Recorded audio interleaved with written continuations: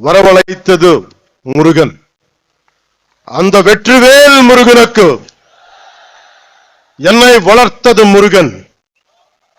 அந்த வீரவேல் முருகனுக்கு எனக்கு துணிச்சல் தந்தது முருகன். அந்த சுரவேல் முருகனுக்கு, மதுரைக்கும் முருகனுக்கும் நெருக்கம் அதிகம். முருகனின் முதல் அறுபடை வீடும் கடைசி அறுபடை வீடும் மதுரையில் தான் உள்ளன. மதுரை என்பது மீனாட்சி அம்மன் பட்டினம். மீனாட்சி அம்மன் தாய் பார்வதியின் அம்சம். எனவே முருகனின் தாயாரும் மதுரையில் தான் உள்ளார். முருகனின் தந்தை சிவபெருமான் முதல் சங்கத்துக்கு தலைமை ஏற்று மதுரையில் தான் இருந்தார். எனவே இந்த மதுரையில்